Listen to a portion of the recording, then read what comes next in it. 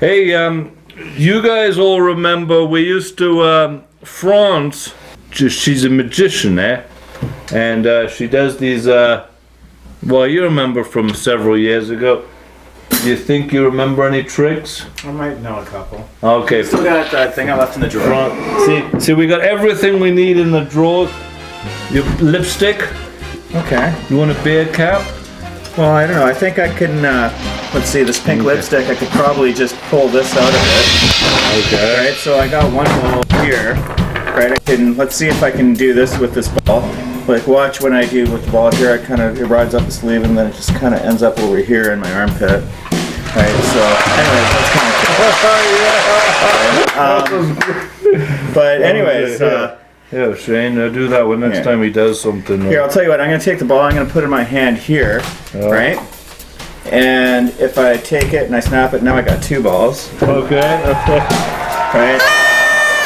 But here, I'll take both of them, right? And I'm going to put them behind my back.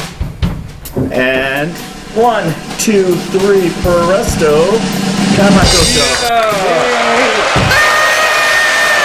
I had it. You're all right there? Oh yeah, no, I'm great with exits. Absolutely. Wow.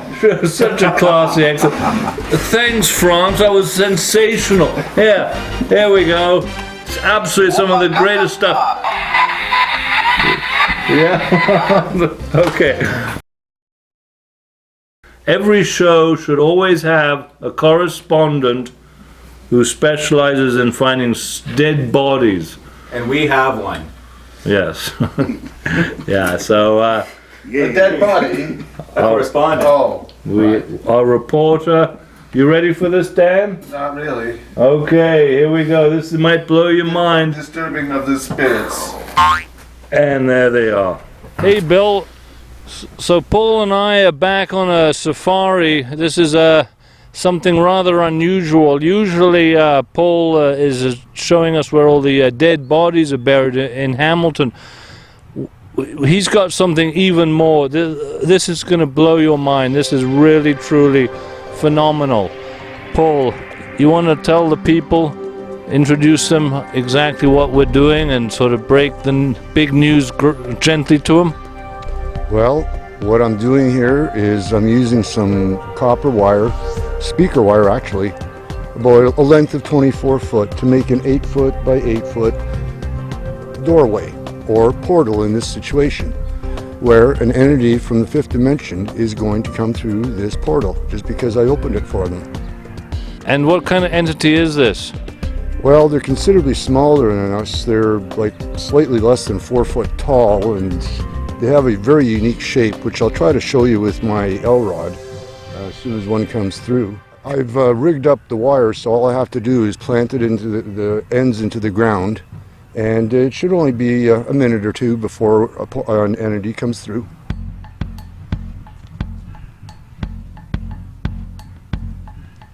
Okay, so he's got speaker wire.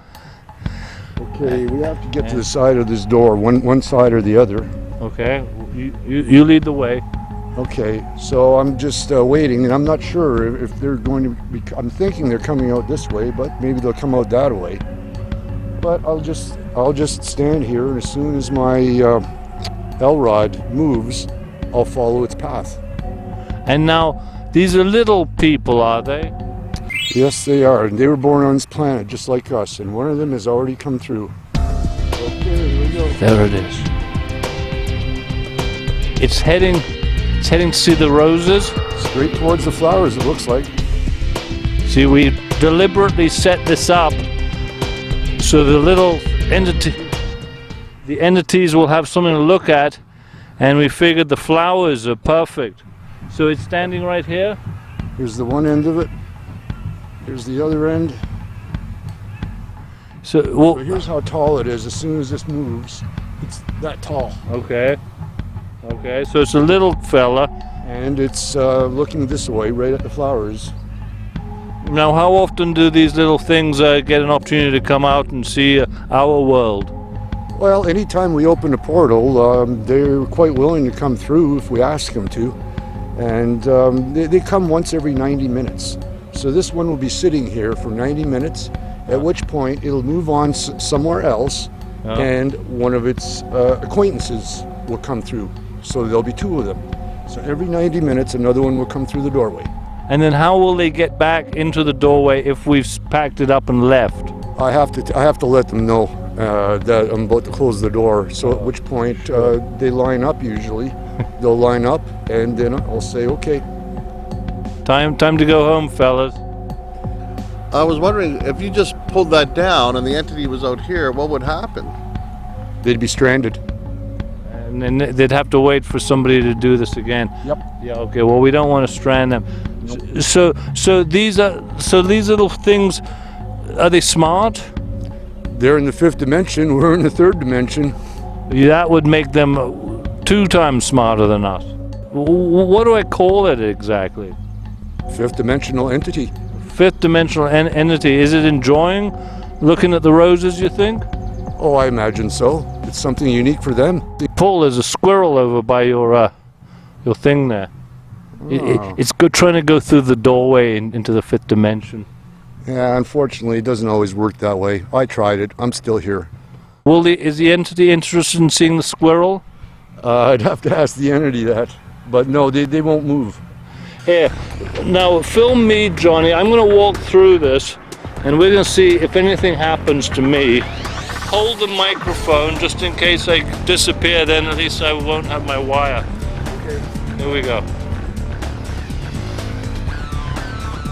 Am I still here? Can you see me? Oh, okay. Alright, well, is our little buddy still over there? Oh yeah, once they sit, they don't move for another 90 minutes. Good Lord. We'll wait. Okay, let's cut, and we'll see you in about 35 minutes.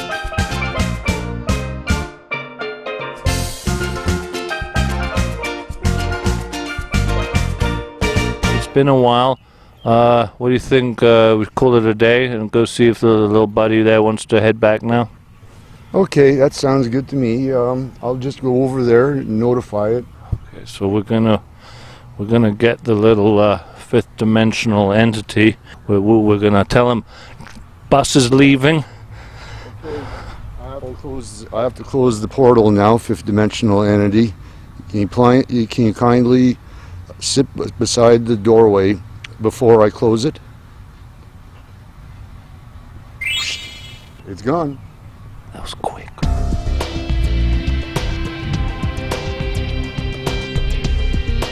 It's over there now, is it? It's sitting right beside the door somewhere. Can you locate where it is before we say goodbye to it? It is right here.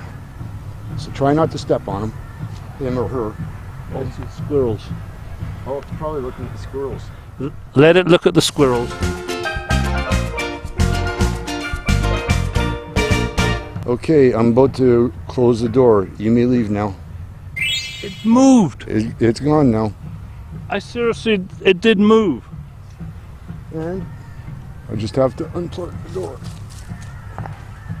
We have just brought in a little fifth dimensional entity from the portal that Paul built that allows these little fellas 4 feet or so high to come out and enjoy our world, our roses. I think it got a bit of a gander at the squirrels, and I'm sure it was amazed to see us, eh? Oh, they always love it when I open a portal and they get to see new things they've never seen before. Do they know you? I imagine at least one of them does that I'm in contact with, but it doesn't really matter if they know me or not.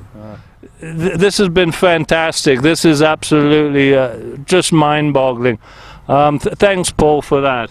Well, thank you for exposing me, Bill.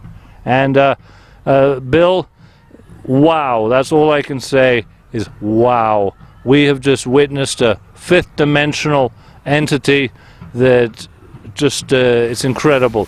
So back to you, Bill, in the studio. Wow. Woohoo! That is what I can say is wow, eh? Yeah, the fifth dimension. Did any were all the squirrels accounted for? They didn't go into the door? By the way, when Paul mentioned that he's been trying to get into the fifth dimension himself, he's tried it himself and he's failed, I believe him. I believe he's been trying. I think he has been trying so, for a while. So Paul, and poor Paul, he's still with us. He's still on this dimension. We love you, Paul.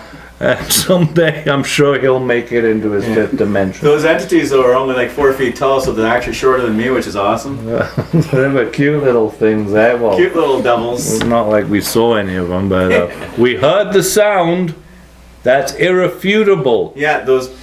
The little bell sound.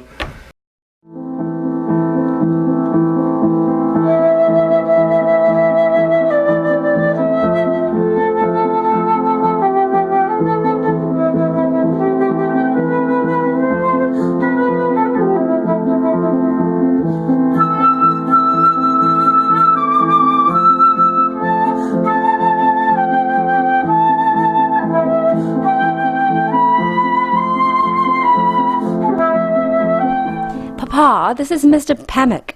My father, Lord Greatham. How do you do, my lord? How do you do? My dear emissary from abroad, so wonderful to have you here. Thank you, my lady. You must be famished after such a long journey.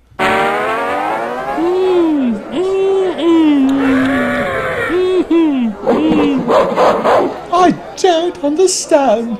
Why would she want to be secretary? She wants a different life. But why? I should far prefer to be the maid in a large and pleasant cardboard box than work from dawn to dusk in a cramped and gloomy corner behind some wall. What do you say, Mr. Pammock? Should our housemaid be enslaved or forced out into the streets? Why are you rats so curious about other rodents' lives? If she wishes to leave and the law permits it, let her go. But perhaps the law should not permit it for the common good. So you hanker for the days of serfdom? I hanker for a simpler world, when rats had the importance in human society. There used to be a time when we were carriers of the bubonic plague. Delicious rat pellets. Yes, it was the God. Yes, I know.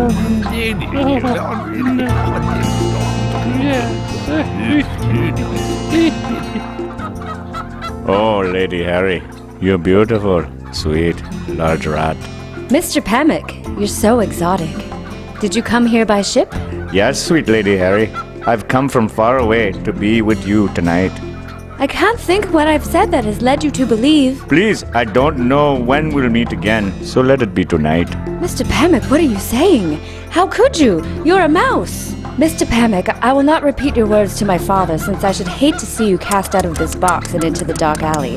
But can we agree to consider them unsaid? You're adorable, large, sweet-smelling English rat. Woof, woof, woof. Woof, woof, woof. Jolly good. Oh, bless. Woof, woof, woof.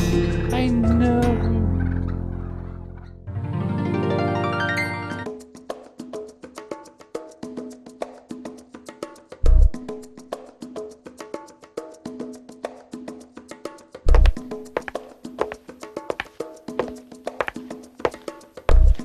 Mr. Pammock, what are you doing?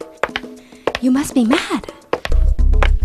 I am in a grip of madness. Do you have any idea what you're doing?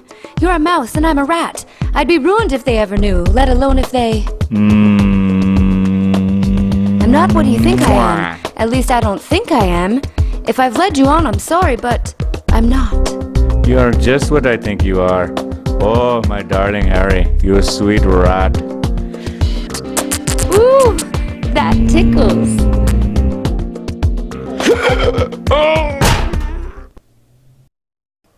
Are you okay? Mr. Pammock? Hello? Hello? He's dead. I think he's dead. No, I'm sure he's dead. What? What are you talking about? Who? We were together and he's dead. In your room? Yes, Mother. He's in my room. Who's in your room? The mouse. Mr. Pamic. He's dead?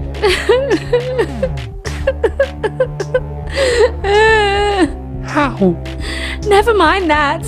We've got to get him back to his own bed. I should say so. Crumbs, what happened? I don't know. A heart attack? I suppose, or intestinal blockage. I don't know. I'm not a vet. He was alive and suddenly not alive. But why was he here at all? Did he force himself on you? Well, not exactly. Yeah, well, we can talk about that later. We've got to get him back to his room. We'll have to drag the little fella by his tail.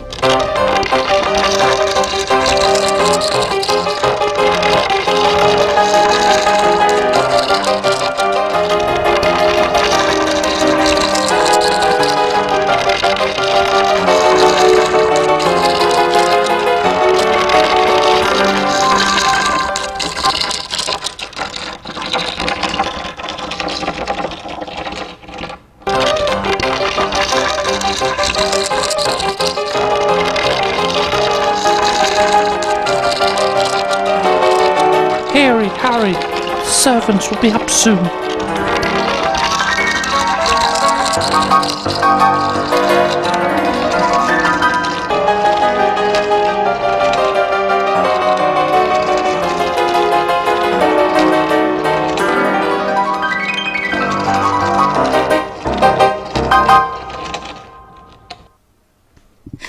I can't make his eyes stay shut. Never mind that, Harry. Leave that and come away. He was such a handsome mouse. You won't tell Papa? Since it would probably kill him and certainly ruin his life, I will not. But I keep this secret for his sake, not for yours.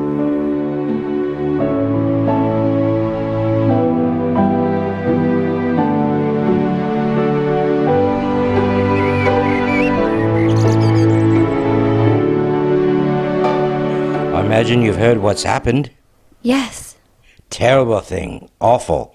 Ghastly for your parents. I don't suppose I shall ever make it up to them. It wasn't your fault. Well, I invited the little fellow here. If it isn't my fault, whose is it? I'm so sorry about all of this, my lady Harry. There won't be any more annoyances for you.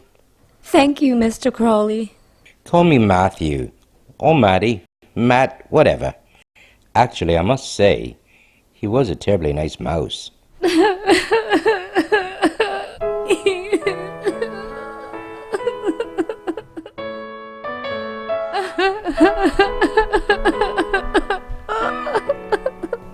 Oh, my dear!